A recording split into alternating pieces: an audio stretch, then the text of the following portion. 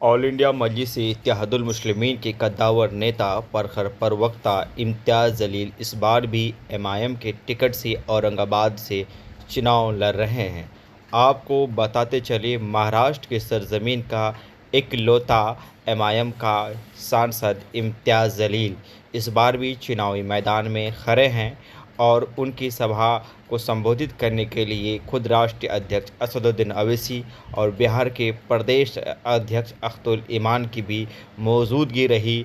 और बिहार के प्रदेश अध्यक्ष अख्तुल ईमान हैदराबाद भी पहुंचे, जहां असदुद्दीन अवैसी जिस लोकसभा सीट से चुनाव लड़ रहे हैं उनके भी प्रचार प्रसार में वो नज़र आए। मुजफ्फरपुर लोकसभा प्रत्याशी 2024 अंजारुल हसन नज़मी ने भी नामांकन किया और वो भी बड़ी ही मजबूती के साथ चुनावी मैदान में जुटे हैं और मेहनत मशक्क़त कर रहे हैं।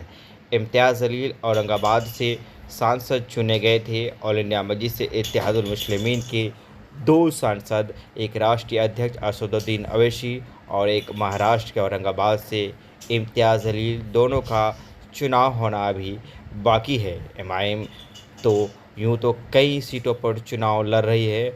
हमने आपको पिछली खबर में बताया था कि लगभग 14 सीटों पर एमआईएम ने अपना प्रत्याशी उतारा है, लेकिन इन 14 में से 3 सीट काफ़ी महत्वपूर्ण माना जाता है। पहला खुद असदुद्दीन अवैसी जहां से चुनाव लड़ रहे हैं, दूसरा महाराष्ट्र के सरजमीन से औरंगाबाद से जहां से इम्तियाज़ जलील चुनाव लड़ रहे हैं, तीसरा बिहार के किशनगंज से अख्तुल ईमान जहां से चुनाव लड़ रहे हैं। इनमें से किशनगंज की सीट पर चुनाव संपन्न हो चुका है। 4 जून का इंतज़ार है, क्या किशनगंज लोकसभा से एमआईएम के प्रत्याशी अख्तुल ईमान जीत हासिल कर पाएंगे या नहीं पाते हैं।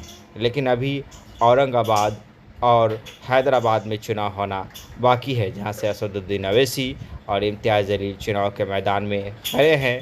हम आपके मोबाइल स्क्रीन पर विजुअल और तस्वीरों के माध्यम से औरंगाबाद, हैदराबाद और दीगर चुनाव सभाओं की जो है झलकियां हम आपको दिखाने का प्रयास कर रहे हैं। इस बीच मुजफ्फरपुर लोकसभा प्रत्याशी अंजारुल हसन ने भी नामांकन कर दिया है।